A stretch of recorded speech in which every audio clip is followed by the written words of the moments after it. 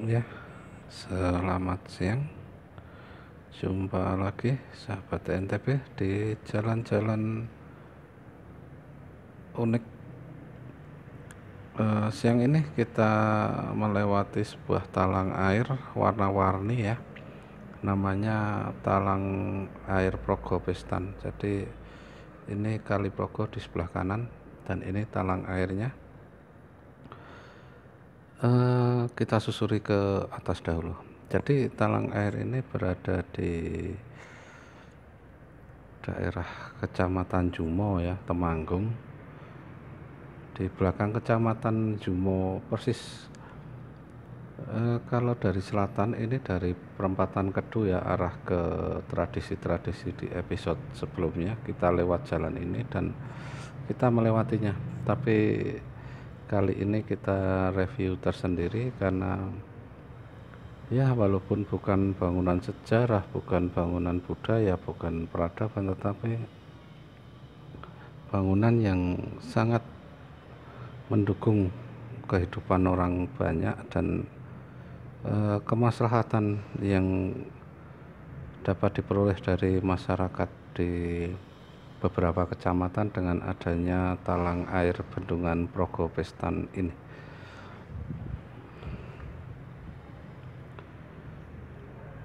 Ya, jadi Bendungan Progopestan ini merupakan bendungan Kali Progo ya, bendungan yang ke 1, 2, 3, sekitar ketiga, bendungan ketiga setelah mata air Jumbrit di ujung atas sana.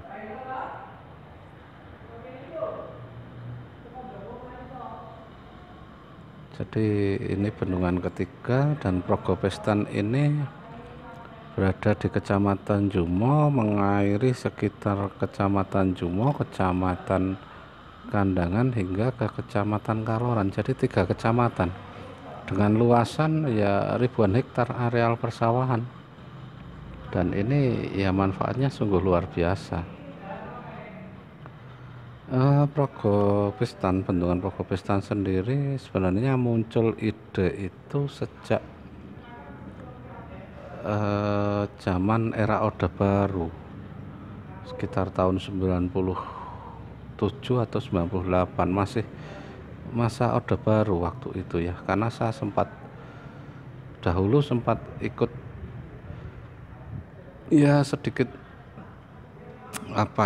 mendengar juga sosialisasi di daerah sini, tetapi Progopestan yang direncanakan pada era Orde Baru itu membentang antara pinggir jalan ini dengan pinggir jalan tadi yang kita lewati. Nah, ini Kecamatan Jumo, di depan Pasar Jumo kita belok ke kiri persis di sebelah Kecamatan Jumo ini, di samping Kecamatan Jumo ini.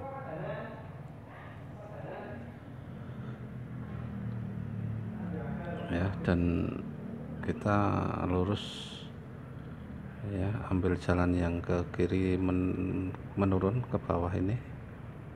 Kalau ke kanan ke gang kampung, nah kita ambil yang lurus ini. Nah, ini sahabat Bendung Progopestan saat ini. Jadi sahabat semua yang belum pernah melihat Kali Progo di atas, khususnya di daerah Jumo, Ngadirjo, Jumbret sana, Kali Progo itu kecil ya sahabat. Ya, bentangannya hanya sekitar 10 meter hingga 12 meter seperti ini. Tetapi ketika sudah melewati daerah Magelang memang ya bentangannya bisa sampai 40-50 meter. Tapi di sini ya ini cuma selebar ini bentangan Kali Progo itu. Jadi ini ada sedikit sejarah, cerita dongeng ya. Dulu bentangan Kali Progo ini akan dimaksimalkan dari bukit di depan sana itu hingga ke jalan raya tempat kita lewat tadi, dan bentangannya menembus hingga 100 meter lebih, dan luasan sawah di sekitar kita ini terendam itu dahulu untuk rencana tahun masa Orde Baru ya, karena saya ingat betul ketika dulu saya sering bermain ke daerah Hulu Progo itu, saya pernah ikut sosialisasi ini. bahwa akan dibangun bendungan dam besar di sekitar sini, dan banyak desa dan lahan pertanian yang terendam. Ya, jadi kita tinggalkan bendungan Kali Progo Pistan, kita susuri alirannya hingga tadi ke Talang Warna-Warni. Nah, kita tanya apakah bisa melewati jalan inspeksi ini.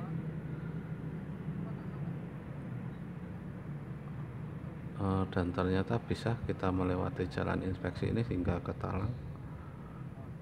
Kita susuri saja sahabat. Jadi jangan lupa sahabat NTB like, comment, share, subscribe-nya untuk terus mengabarkan berbagai keunikan di sekitar kita, baik jalan-jalan, traveling, tradisi, budaya, dan keunikan lainnya.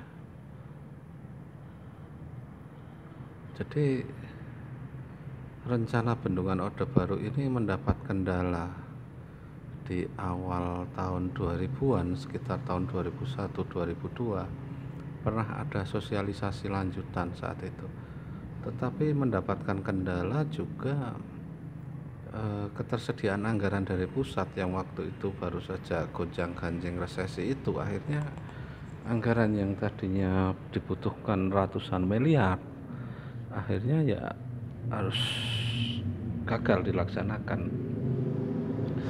dan rencana tinggallah rencana ya. Tadinya bendungan ini diharapkan seperti bendungan Kali Progo yang di Kecamatan Keranggan dengan areal pengairan hingga sampai ke Kecamatan Borobudur di Magelang sana dengan luasan ya puluhan ribu hektar, tetapi terkendala dan tidak jadi dibangun. Jadi ya sayang, rencana yang tinggal rencana saja sahabat.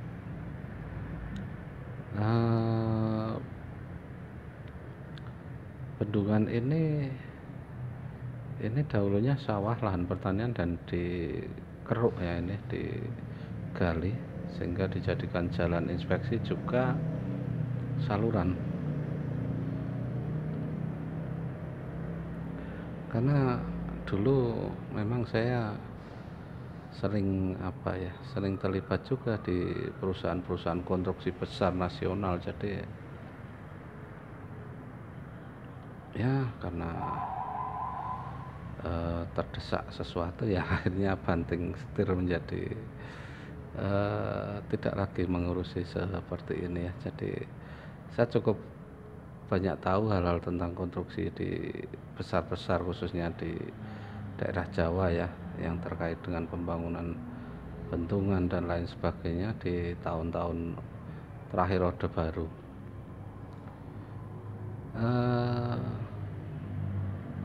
Bendungan ini tidak ada yang aneh, biasa. Manfaatnya saja yang memang luar biasa. Kadang nilai manfaat ini tidak terlihat bagi sebagian orang, hanya sekedar bendungan kali yang fungsinya juga kadang orang tidak jelas untuk apa. Tetapi kalau kita cermati ya, bendungan adalah untuk mengalirkan air ke lahan persawahan, pertanian. Jadi petani bisa bercocok tanam hingga 4 kali musim setahun. Jadi lahan pertanian tidak sampai menganggur ya istilahnya, tetap bisa ditanami, dimanfaatkan dengan hasil panen yang maksimal, melimpah. Dan ya untuk apa? Ya pertama untuk meningkatkan kesejahteraan petani sendiri, kedua untuk ketahanan pangan kita, ketahanan nasional kita. Jika tidak diperhatikan pertanian, tidak panen, tidak ada bahan pangan, ya kita warga Indonesia yang akan merasakan mahalnya biaya hidup karena nilai bahan pangan tinggi. Nah ini talangnya sebenarnya dimulai dari sini ya sahabat NTB, dan panjang talangnya ini hampir lebih dari 500 meter ini, memanjang ke sana karena ini daerah cekungan. Dan konstruksi ini mirip dengan konstruksi Belanda di zaman-zaman kolonial ya, tetapi yang unik di sini adalah yang membuat paling unik konstruksi ini dari segi fungsi dan manfaat mungkin sama di era kolonial Belanda, bahkan dengan talang-talang kuno yang ada di Jogja, ada di Ngawi, di Madiun itu sama sebenarnya, mirip lah bentuk-bentuknya. Dan ya ternyata kalau lurus kita agak repot karena jalannya hilang dan kita harus lewat bawahnya tadi.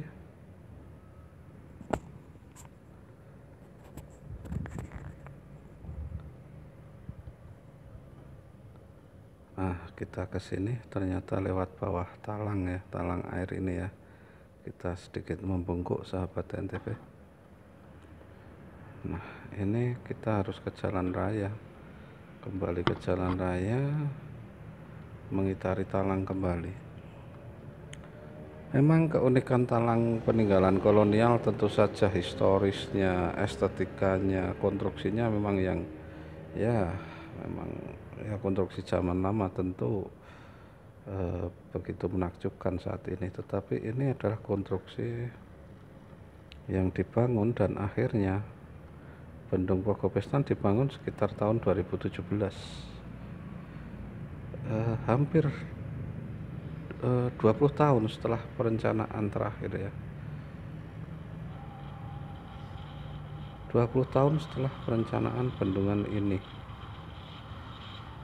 Jadi ya luar biasa lamanya ini perencanaan ini, dan ini disesuaikan dengan anggaran yang ada, juga disesuaikan dengan permintaan masyarakat bahwa tidak boleh membendung terlalu lebar, panjang, dan terlalu tinggi. Dikhawatirkan desa yang hilang juga lebih dari 3 buah desa nantinya. Nah, di sini talang tadi melintasi jalan. Tetapi apa yang unik sahabat, talang itu melengkung ke bawah jalan. Jadi bukan melintang di atas, tapi ini Kali Progonya dan nanti melintang di atas Kali Progo di depan sana. Nah, ini dari kanan itu melengkung turun ke bawah tanah jalan. Inilah yang membuat unik.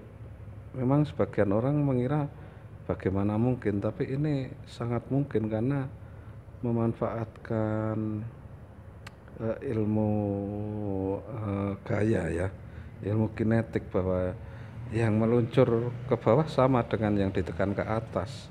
Nah, inilah talang inilah yang dibangun di sini. Jadi dari sisi kiri turun ke bawah tanah, kemudian timbul kembali di sisi kanan, dan sekaligus dijadikan sebuah tangga. Ini di dalam tangga ini adalah air yang mengalir tadi sahabat, talang yang mengalir tadi dengan sistem memanfaatkan sistem gravitasi biasa, ada yang turun ada yang naik ya. Jadi kembali muncul di atas sini, padahal ketinggiannya lebih dari 3 meter, dan ini memang benar-benar unik, ilmu gaya yang gampang dipahami dan diterapkan di sini. Dan itu di depan adalah talang yang melintang Sungai Progo. Warna-warni indah, juga sering digunakan untuk bermain, berfoto selfie, juga ya sekedar jalan-jalan di sini untuk melihat keindahan talang air Pogopestan ini.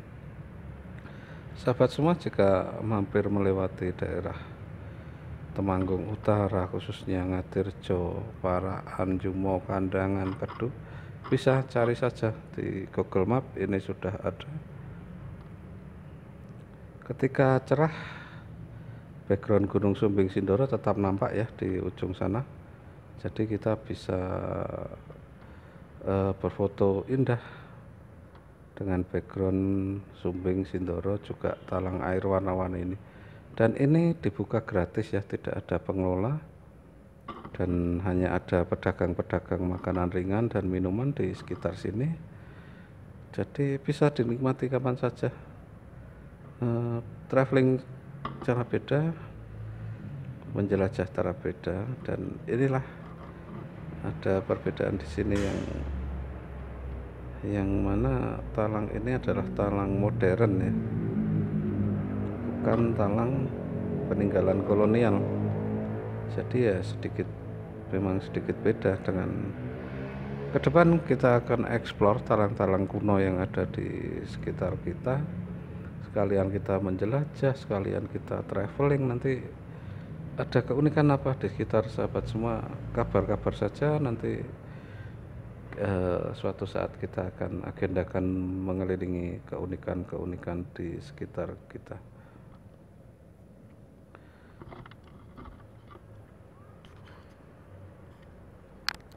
Nah, dan ini banyak rombongan anak-anak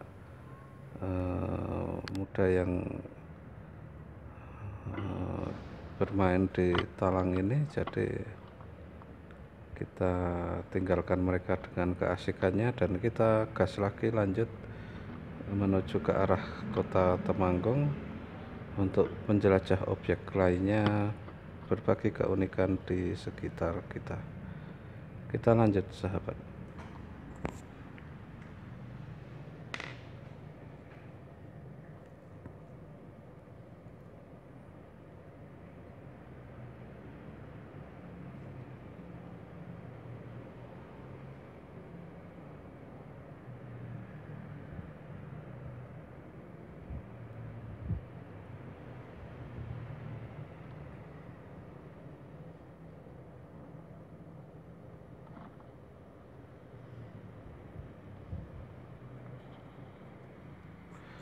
Kita lanjut ke arah selatan, ke arah Pasar Kedu. Jadi di jalan tengah ya. Kalau kita tadi lurus ke kiri, kita akan ke Kandangan, bisa ke arah Sumowono, Bandungan, Ambarawa atau Semarang. Kalau ke arah kanan ke arah Ngadirjo dan juga ke arah Hulu Progo di Umbul Jumprit hingga Kendieng. Bisa juga ke arah utara, ke arah Sukorejo, Waleri, Kendal ya. Kita ke arah selatan, ke arah Pasar Kedu, di mana Pasar Kedu merupakan titik tengah pertemuan Paraan dan Temanggung. Dan ya kebetulan jalannya sedang diperlebar, diperbaiki. Mudah-mudahan ke depan bisa lebih lebar, lebih nyaman ini jalanan ini.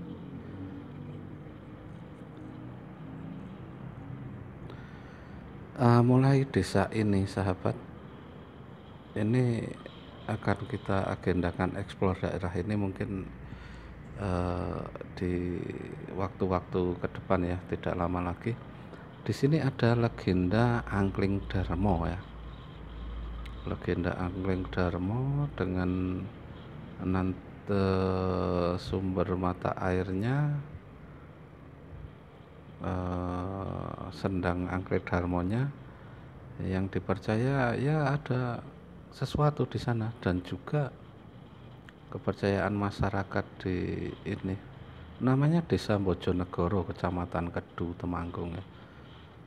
Seluruh warganya melarang, bahkan dilarang untuk melihat sesuatu yang berkaitan dengan Angkling Darmo, baik sinetron. Ini mulai ini Bojonegoro di kanan jalan ini, ini sampai ke ujung bukit itu yang dipercaya merupakan petilasan keraton Angkling Darmo. Ini Bojonegoro ya. Dilarang untuk melihat segala sesuatu, baik sinetron, radio, koran, majalah, TV, apapun yang berkaitan dengan Angkling Darmo.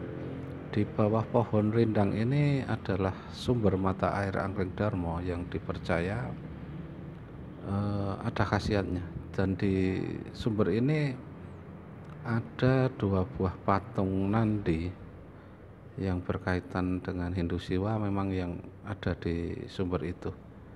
Juga tentang legenda Angkling Darmo. Jadi di kanan jalan ini semua desa di sini tidak boleh melihat Angkling Darmo, baik di televisi ya. Dipercaya kalau ada yang berani melihat akan terjadi musibah kepada orang yang melihat ataupun keluarga yang melihat. Dan ini beberapa kali terbukti ya cerita itu di daerah sini. Jadi entah fakta, entah mitos, entah legenda, ya banyak orang percaya. Makanya ke depan kita akan gali informasi itu. Kita akan kita akan cari keunikan tradisi budaya Angkling Darmo itu. sehingga bisa menambah wawasan tradisi dan budaya sahabat TNTB semua. Jadi itu dulu sahabat TNTB, video kali ini, siang hari ini hanya sekedar intermezzo melihat keunikan sebuah talang air zaman modern yang baru berumur 4 tahun di daerah Njumo Temanggung ya. Jangan lupa untuk like, subscribe, komen, dan share-nya. Kita kabarkan berbagai keunikan di sekitar kita.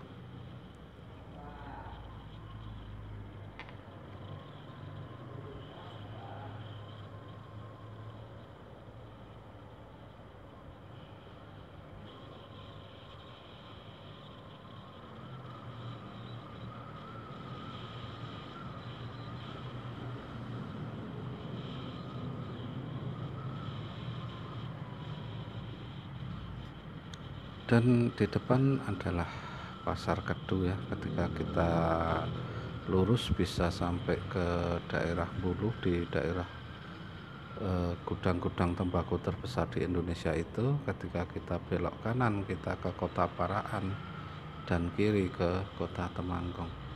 Karena ada suatu hal di daerah pergudangan tembakau, saya ambil lurus. Terima kasih telah menonton video ini sahabat TNTB. Kita jumpa lagi di video-video selanjutnya. Selamat siang.